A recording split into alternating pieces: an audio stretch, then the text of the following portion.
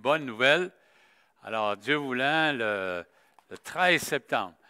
Maintenant, il faut quand même continuer à être patient. OK?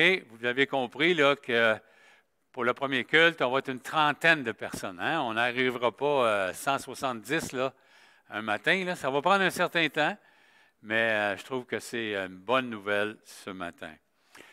Pour ma part, je vous invite à tourner dans 1 Pierre. Vous savez, on avait vu un texte dans 1 Pierre. On termine la dernière portion ce matin qu'on a appelée le salut ensemble. Avant de commencer, j'aimerais qu'on puisse prier, que le Seigneur puisse ouvrir nos cœurs et être attentif. Il nous a préparé à chacun de nous la nourriture spirituelle ce matin pour notre foi. Alors, je vous invite à prier. Seigneur, on te remercie pour ce temps de ce matin. On te remercie pour la liberté que nous avons d'être ici, la liberté d'être réunis sur le web. Et Seigneur, ensemble, on veut apprendre de toi. On veut te connaître de plus en plus. Et Seigneur, on te remercie d'être libre. Et on n'a pas besoin d'avoir peur pour nos vies ce matin. Puis on peut parler de toi. Alors, ouvre nos cœurs, nos esprits, et te préparer des perles pour chacun de nous. Alors, Seigneur, on te remercie en ton nom. Amen. Amen. Alors, je vous invite à tourner dans 1 Pierre, au chapitre 1. Alors, nous avons vu une portion des Écritures, du verset 3 au verset 12, qui est le S, le salut. Ce matin, j'ai intitulé mon message « Une vue historique du salut ». Nous allons voir quelques intervenants qui ont participé à l'histoire de ce que nous avons aujourd'hui. Ça commence par les prophètes. J'ai écrit ici, nous verrons quelques intervenants impliqués dans l'histoire du salut. Les prophètes de l'Ancien Testament l'ont scruté par l'Esprit, l'a inspiré. Les apôtres, on va voir aussi, les apôtres du Nouveau Testament l'ont prêché. Les anges l'ont examiné et le Saint-Esprit qui les a tous dirigés. Alors ce matin, je vais lire à partir du verset 10 à 12. Les prophètes qui ont prophétisé touchant la grâce qui vous a été réservée ont fait de ce salut l'objet de leur recherche et de leur investigation.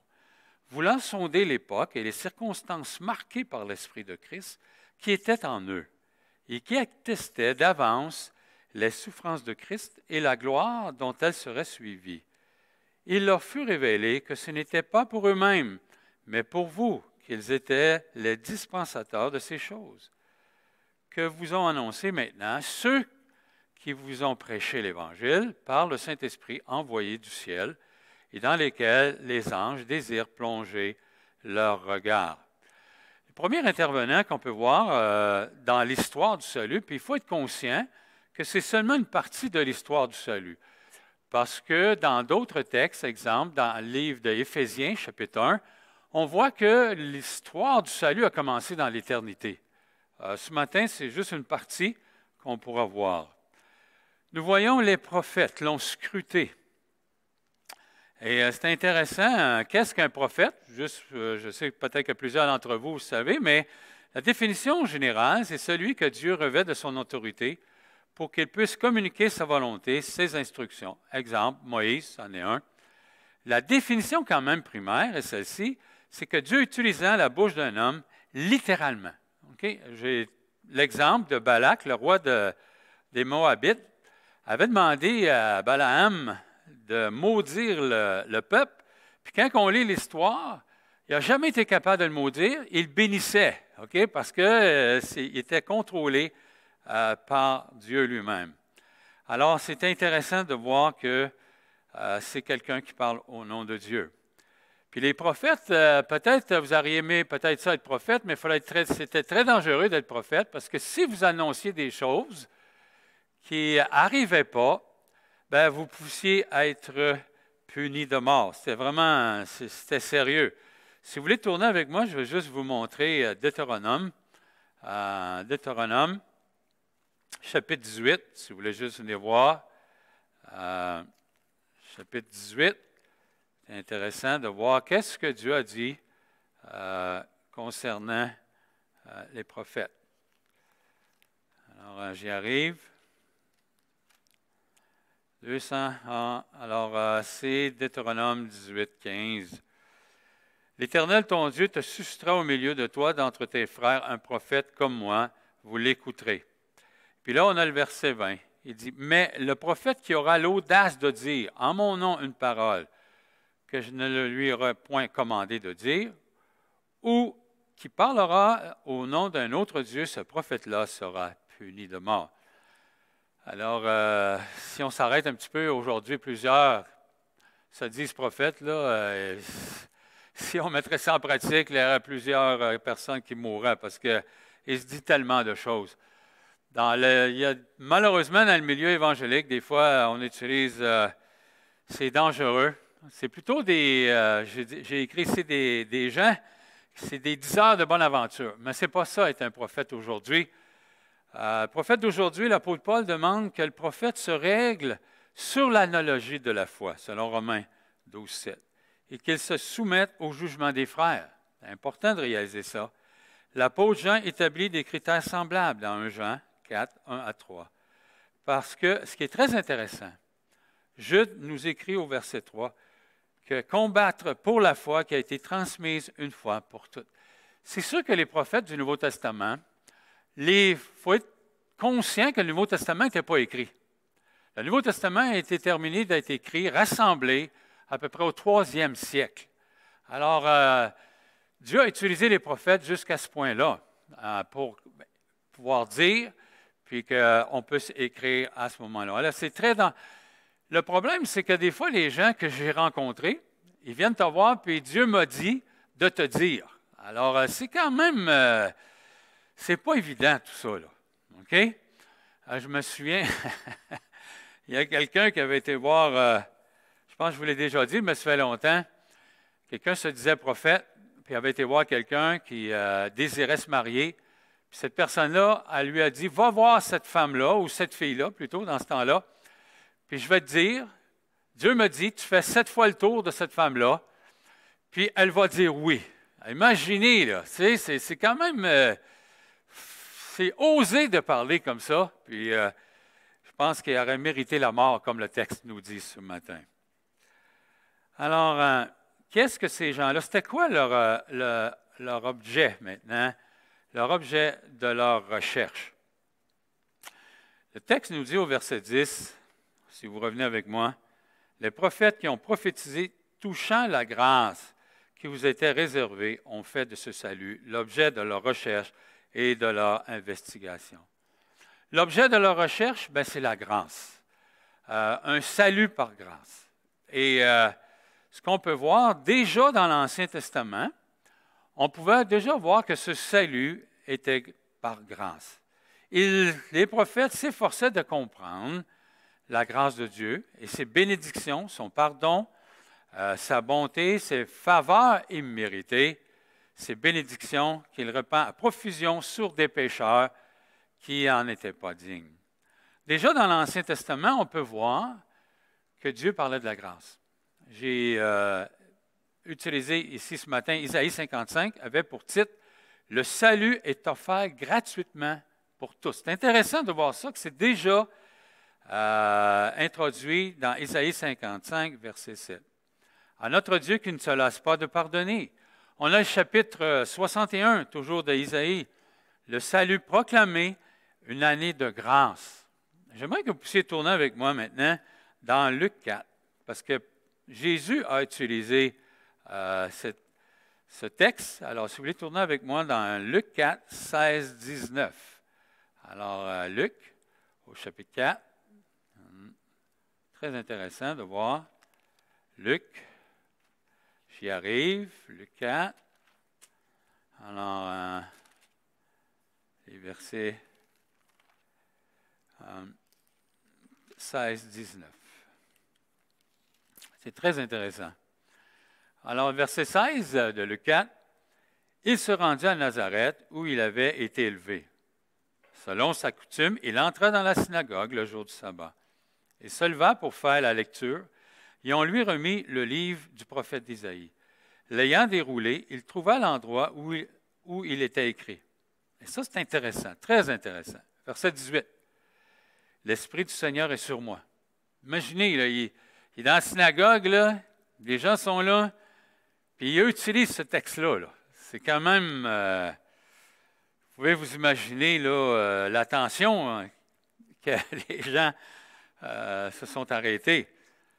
Parce qu'il m'a oint pour annoncer une bonne nouvelle aux pauvres.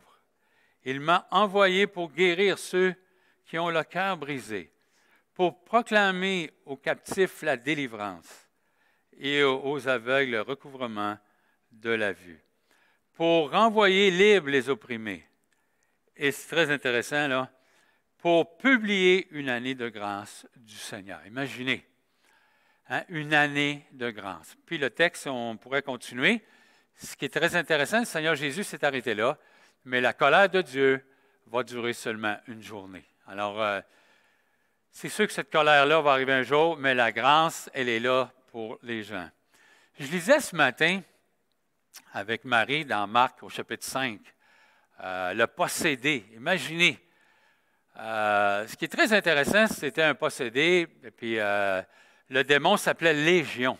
Okay? Puis vous vous souvenez, la plupart d'entre vous, quand le Seigneur Jésus l'a délivré, ils ont retourné dans les ports, ils ont demandé d'aller dans les ports, puis les ports, il y avait 2000 ports, imaginez, puis ils se sont jetés à l'eau. Mais ce qui est très intéressant, c'est que quand le possédé est arrivé, il s'est mis à genoux devant le Seigneur Jésus, puis ce n'est pas lui qui a demandé d'être délivré. C'est intéressant. Jésus a manifesté sa grâce envers lui, puis il l'a délivré. La même chose dans la même histoire, avec la femme qui avait une perte de sang. Cette grâce-là est manifestée, elle est là aujourd'hui. Mais pour les prophètes, ils la recherchaient. Intéressant. Maintenant, leur attitude, on voit ici, leur attitude, on revient, s'il vous plaît, excusez-moi, OK, dans 1 Pierre. Alors, on revient dans 1 Pierre. Alors, leur attitude maintenant, c'est fait l'objet de leur recherche et de leur investigation. Vous savez, ces deux expressions qui ont rapport à des mineurs, ici, quand il dit là, recherche et investigation, c'est de creuser non seulement en surface, mais en profondeur. Non seulement au travers de la terre, mais de la roche.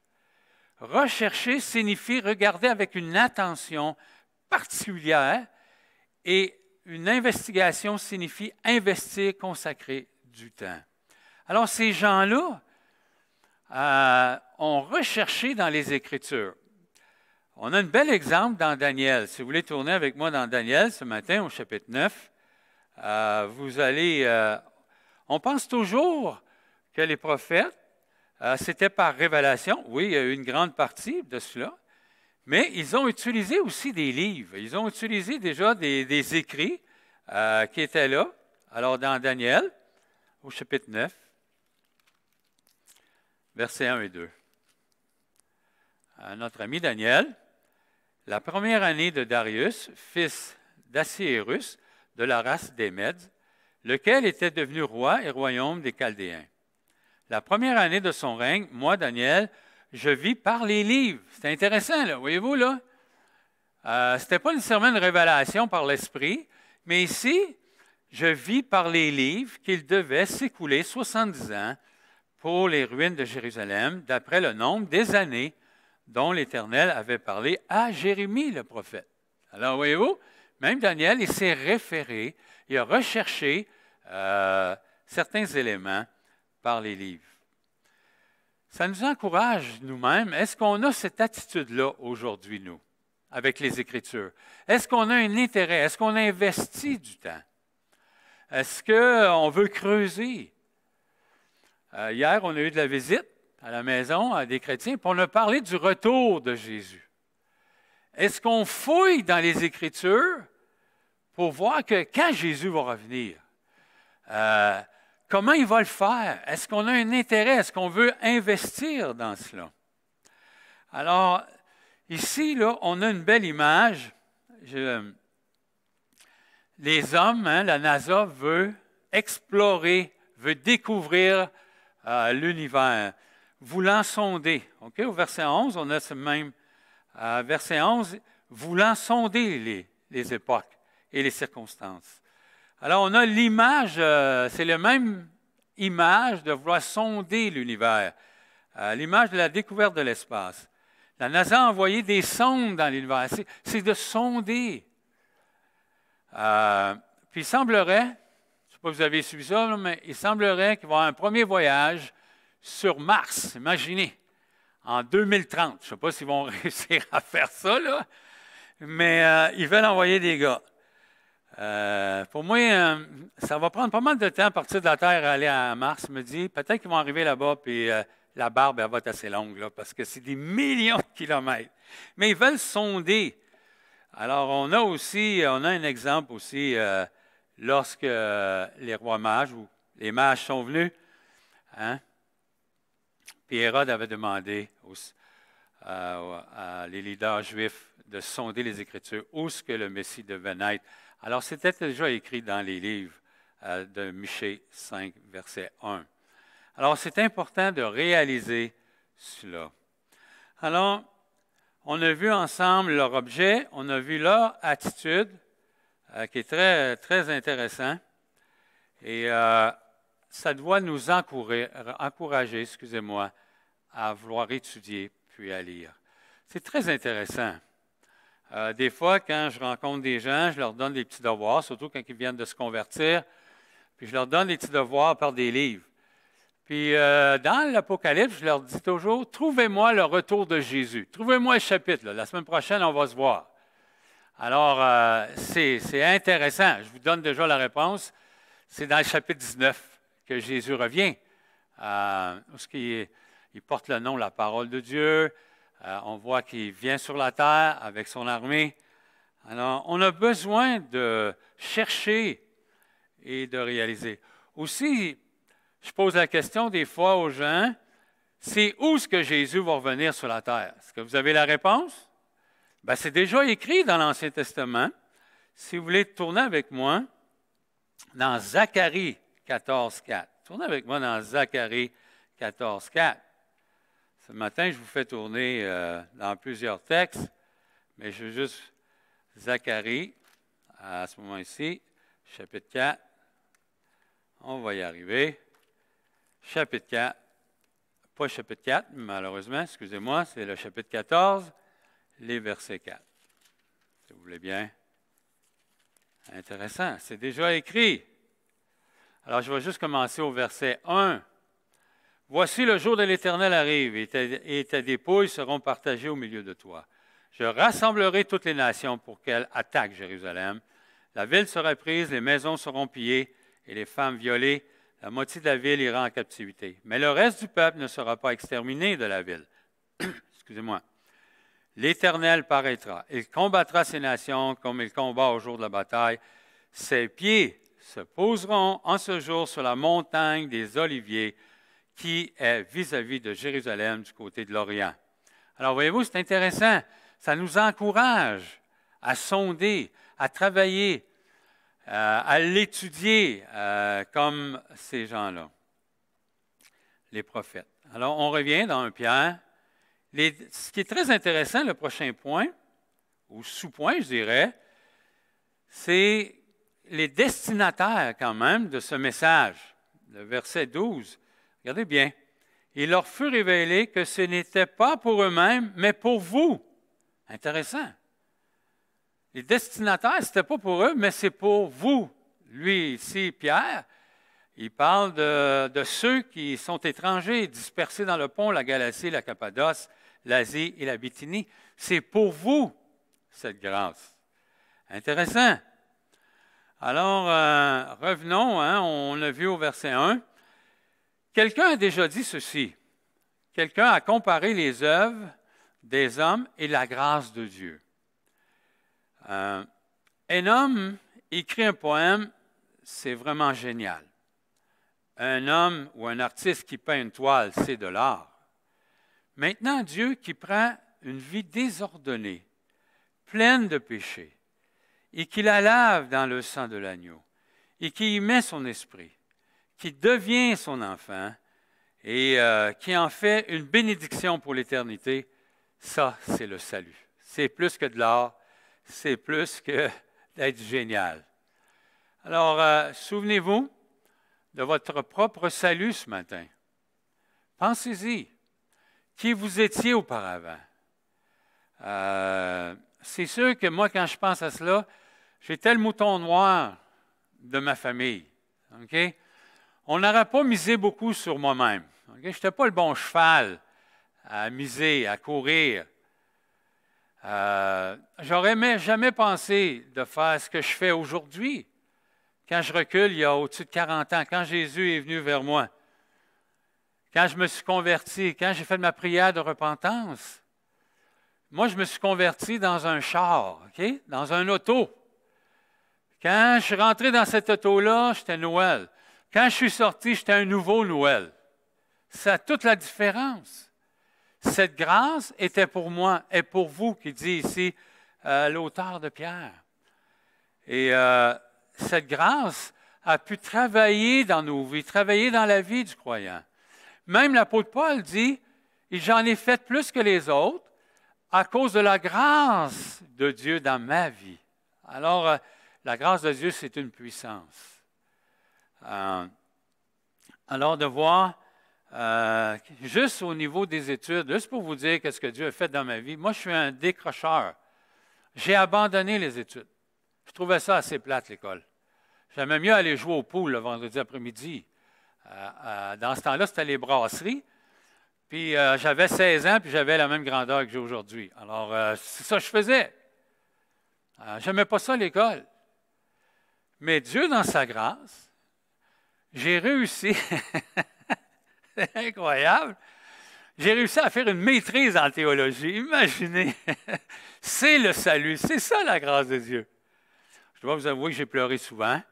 J'ai voulu abandonner souvent. Mais Dieu a été gracieux. Alors, j'ai une maîtrise. Alors, le Seigneur a réussi à me maîtriser dans ce sens. Alors, on n'oublie pas cela. Maintenant, mais par quel moyen, je me suis posé la question, mais on a le moyen, comment ils ont fait pour savoir ça? Comment ils ont fait pour que ce soit pour nous? Bien, la réponse, elle est claire. Regardez au verset 11. Okay?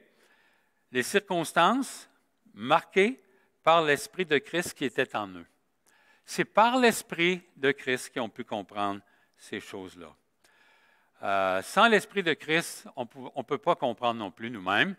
Mais ce qui est très clair, c'est qu'on a aussi un exemple dans le Nouveau Testament.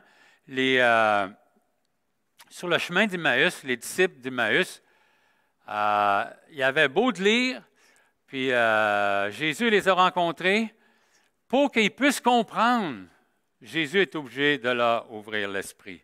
Et à partir de là, il leur a expliqué, il a commencé par l'Ancien Testament pour lui expliquer les souffrances que le Messie devait subir et aussi la gloire à venir. Maintenant, leur responsabilité, la grande partie de ce matin appartient aux prophètes. Leur responsabilité, verset 12. Et il leur fut révélé que ce n'était pas pour eux-mêmes, mais pour vous, qu'ils étaient les dispensateurs de ces choses que vous ont annoncé maintenant ceux qui vous ont prêché l'Évangile. Ce qui est très intéressant, eux avaient la responsabilité, pas de garder ça, mais de le communiquer, de le distribuer, de le répartir. Ils ne pouvaient pas garder ça pour eux-mêmes. C'était pour pouvoir le partager. Alors, ici, on a une belle application. Déjà, les prophètes ne devaient pas garder la grâce de Dieu, le salut pour eux, mais de le partager, de le communiquer. Alors, on a une belle application, puis on se souvient toujours de Matthieu 28. Allez, quand le Seigneur Jésus il nous a dit, on ne peut pas garder ça pour nous, cette bonne nouvelle. On doit le dire aux gens. Peut-être, vous allez peut-être rester surpris, mais j'ai commencé à jouer aux quilles. OK? Aux petites quilles. Pourquoi? Parce que j'essaie de développer mon réseau de contacts. Parce qu'avec la pandémie, là, on a resté chez soi. On ne pouvait pas avoir de contact avec les gens. C'est sûr qu'on pouvait l'avoir par Internet. Mais moi, je ne suis pas un gars électronique, là, tu sais, passer des âges. Je le fais parce que c'est comme une obligation. Moi, j'aime mieux voir les gens, j'aime mieux être avec eux. Alors, l'effet d'être avec les gens dans des équipes, ils te demandent toujours qu'est-ce que tu faisais. Hein? C'est la question. Comment ça va? Comment tu t'appelles? D'où tu viens? Puis qu'est-ce que tu faisais? Alors, il y a un monsieur qui m'a posé la question. Et ce qui est très intéressant, mais depuis ce temps-là, il me pose des questions. Voyez-vous, il faut être avec les gens. Des fois, c'est un peu... il a envie de se moquer de moi un petit peu, là. Il fait un peu d'humour noir avec ça. Mais non. Alors, il sait que je suis un évangélique. Il sait que je lis la Bible. Fait que, voyez-vous, avec le temps, mais on ne peut pas garder la bonne nouvelle pour nous-mêmes. Aussi, il y a un monsieur qui m'a appelé dernièrement, puis il m'a dit, Monsieur Morissette, est-ce que vous faites encore des mariages? Il me semble que oui, là. Monsieur... Parce que pour faire les mariages, peut-être vous ne le saviez pas, mais c'est le gouvernement qui nous donne un permis. Moi, j'ai un permis de marier des gens. C'est pas merveilleux, ça?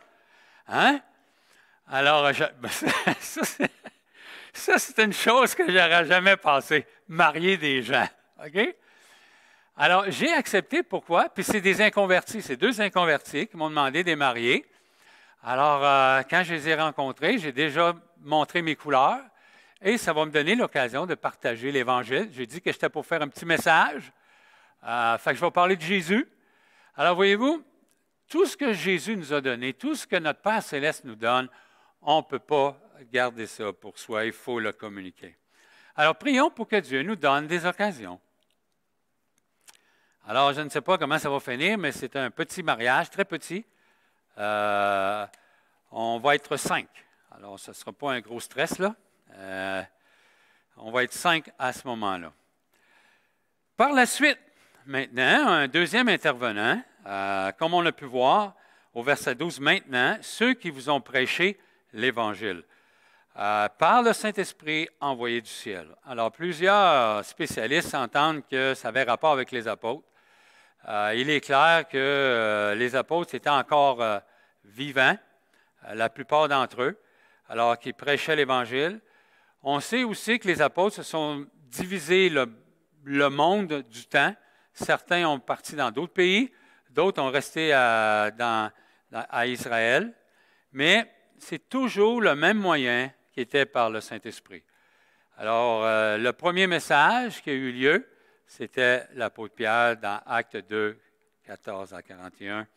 Alors, c'est là que la bonne nouvelle, elle a continué de faire son chemin. Maintenant, le troisième groupe de personnes, je dirais personnes, ce n'est pas nécessairement des personnes, mais ce sont les anges, dans lesquels les anges désirent plonger leur regard. L'image ici de plonger leur regard, c'est l'image de pencher la tête pour voir, un regard contemplatif, un regard continuel. Ce qui est très intéressant, on pourrait passer plusieurs messages juste sur les anges, mais est-ce que vous savez que les anges n'ont pas de rédemption? Ça n'existe pas, la rédemption pour les anges. Je me souviens, un de nos enfants, la plus vieille, c'est Jeannie. Elle avait 5 ans. Puis elle nous a posé une grande question théologique. Elle a dit, pourquoi Satan n'est pas sauvé? C'est pas facile à répondre. Est-ce que vous comprenez, là? Elle a 5 ans, elle pose la question, elle. Pourquoi? Alors, les anges n'ont pas de rédemption. Pourquoi? Parce qu'ils ont vu Dieu face à face. Alors, il n'y a pas d'excuse. Les anges ne peuvent pas être sauvés. Puis ce qui est très intéressant, les autres anges qui n'ont pas quitté Dieu, si je peux utiliser cette expression, ont été affermis pour l'éternité. Puis il y a d'autres textes qui nous disent aussi qu'il y a eu des anges qui ont été élus ce matin. Mais on sait très bien que les anges étaient très impliqués dans la vie de Jésus, dans sa naissance, dans ses épreuves, au tombeau, à son ascension, et que dire, dans la vie de Pierre, de Paul. Les anges, là, hein, vous vous souvenez que Pierre était en prison, les anges sont venus le délivrer. Mais ce qui est très intéressant, même les anges qui ont été affermis ne connaîtront pas personnellement la grâce de Dieu, en fin de compte. Dans Éphésiens 3, 10, 11, il nous dit ceci, « Afin que les dominations, les autorités dans les lieux célestes connaissent aujourd'hui par l'Église la sagesse infiniment variée de Dieu, selon son dessein éternel, qu'il a mis à exécuter par Jésus-Christ notre Seigneur. » Alors, les anges nous regardent, et l'apôtre Paul nous dit ça dans 1 Corinthiens 4, 9. « Car Dieu, ce me semble, a fait de nous, apôtres, les derniers hommes, et condamnés à mort en quelque sorte, puisque nous avons été en spectacle au monde, aux anges et aux hommes. » Alors, on est en spectacle aux anges. Les anges, là, ils doivent être étonnés de prendre des pécheurs, des rebelles, des gens, là, t'as pas d'espoir, tu sais. Puis là, ils regardent ça, puis là, Dieu intervient dans la vie de cette personne-là. Puis ils voient qu'est-ce que la grâce de Dieu fait. Puis ils voient les changements. Hein, ils doivent louer le Seigneur. Puis c'est la même chose pour nous. Moi, je suis très encouragé des fois. Je ne souhaite pas d'épreuve à personne. Okay? On est d'accord avec ça. Mais on sait que les épreuves vont venir. Et puis, quand je vois un frère ou une sœur qui est dans l'épreuve et qui persévère, ça m'encourage. Alors, les anges ne peuvent que louer Dieu à ce moment-là pour ce si grand salut. Mais il est clair que la plus grande personne qui intervient dans la vie, puis qu'on peut le voir ici à 2 ou 3 fois, c'est le Saint-Esprit. C'est le Saint-Esprit qui est présent et qui dirige ce merveilleux salut. C'est lui qui fait la nouvelle naissance. La nouvelle naissance, c'est un miracle. Vous vous souvenez, avec Nicodème? Alors, Nicodème, il a dit, comment ça se fait, la nouvelle naissance? Jésus lui a dit, c'est comme le vent. On ne sait pas d'où il vient, on ne sait pas où il va, on voit la manifestation. Et le Saint-Esprit, c'est lui qui fait de nous des nouvelles personnes. Alors, c'est un merveilleux salut que nous avons. Ça va prendre probablement toute l'éternité pour comprendre ça. On en comprend une partie. Et on remercie le Seigneur qui nous a fait comprendre ça. Parce que moi, j'ai lu la Bible avant d'être sauvé. J'ai lu le Nouveau Testament, un peu l'Ancien Testament, mais je ne comprenais rien. C'est comme du chinois, comme on dit, hein, chez nous. Mais un coup que le Saint-Esprit est venu habiter dans ma personne, bien là, il a éliminé nos cœurs, comme il dit, et on a pu comprendre. En conclusion ce matin, ce que j'aimerais vous encourager, des fois, on se dit, moi, suis-tu même quelqu'un d'important? Est-ce que ça vaut la peine que je vienne à l'Église? Ça vaut-tu la peine de parler du Seigneur? Mais savez-vous une chose? C'est que c'est nous aujourd'hui qui fait l'histoire. Les prophètes, les apôtres, tous ceux qui nous ont précédés, mais aujourd'hui, en 2020, c'est nous qui faisons l'histoire. Je trouve ça intéressant. On fait l'histoire du Québec. Quand ils vont regarder l'histoire du Québec en 2050, si Jésus n'est pas revenu encore, puis il va y avoir des écrits, puis ils vont voir que c'est des gens comme nous qui avons fait l'histoire, qui avons communiqué. L'été, ce que j'aime, c'est de lire des biographies. Puis la dernière biographie que j'ai lue de nos missionnaires, c'est M. Gosselin, pas loin d'ici, à Asbestos d'Anneville. J'ai lu son histoire. C'est très encourageant. Alors, c'est grâce à des hommes comme M. Gosselin, M. Keefe et toute la gang qu'on a eu le salut. Maintenant, puis le salut, là, c'était pas juste pour eux, c'était pour nous. Puis le salut, là, c'est pas juste pour nous, mais c'est pour les autres aussi qui sont là. Puis on est oublié vite, c'est pour ça qu'il faut écrire. La nouvelle génération de chrétiens, là, mettons, je leur dis, est-ce que vous connaissez Bill Phillips? Tu sais, les jeunes, là, puis ceux qui viennent de se convertir. Bill Phillips. Bill, je ne le connais pas. Pourtant, nous autres, on l'a connu, il a fait partie de l'histoire. Voyez-vous? Alors, un jour ou l'autre, là, en s'en allant, il y a des gens qui vont dire « Hey, t'as-tu connu Noël Morissette? On ne sait pas. Mais en 2020, on a fait l'histoire, on a participé à cette histoire du Québec. Et chacun de nous participe à cette histoire-là. Alors, il faut persévérer par la grâce de Dieu. Et que Dieu puisse nous donner vraiment l'occasion de partager cette bonne nouvelle, ce merveilleux salut. Alors, ce matin, verset 12 termine la section du salut dans 1 Pierre. Alors, on va s'arrêter ici, et puis je vais terminer par la prière, puis je vais inviter nos musiciens en attendant. Seigneur Dieu, merci pour ce matin. Merci pour les prophètes, merci pour les apôtres, merci pour les anges, et un grand merci pour le Saint-Esprit. C'est tout un cadeau que tu nous as fait. Après le salut, le Saint-Esprit nous habite pour l'éternité. Et c'est un gage que tu nous as donné, qu'on va passer tout ce temps-là avec toi. Alors, donne-nous la grâce de participer à cette histoire ici au Québec. En ton nom, Seigneur Jésus. Amen. Amen. Alors, mes frères,